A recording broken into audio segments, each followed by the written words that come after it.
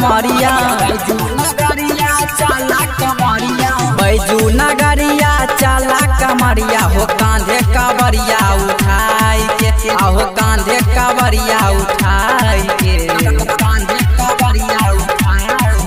आहो देवघर में नाचे छै भैया के साली कमर में कमर सटाई के आहो देवघर में नाचे छै भैया के साली कमर में कमर सटाई के। आप सुन रहे हैं मिट्टू प्रेमी की आवाज में।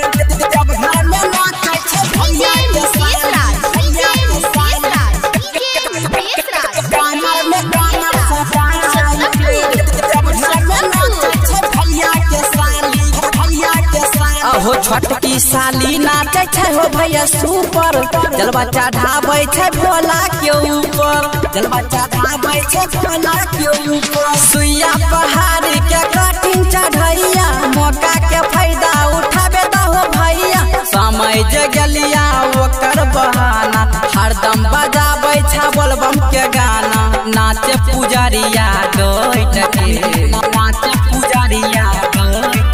आहो देवघर में नाचे छै भैया के साली कमर में कमर सटाई के आहो देवघर में नाचे छै भैया के साली कमर में कमर सटाई के कमर में कमर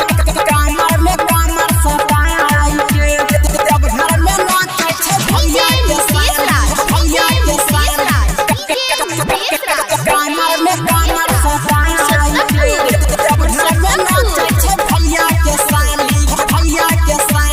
पता नहीं रहे होता एक दिन जाला भारी बसहा बाबा के दर्शन करते साली बसहा बाबा के दर्शन करते साली गेरुआ रंग के पहनी ललके साड़ी बाबा नगरिया जाय के भेलै तैयारी राइटर अरुण मिथुन प्रेमी राइटर अरुण मिथुन प्रेमी चले कमरिया हटाई के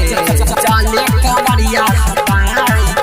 आहो देवघर में नाचे छै भैया के साली कमर में कमर सटाई के आहो देवघर में नाचे छै भैया के साली कमर में कमर सटाई के।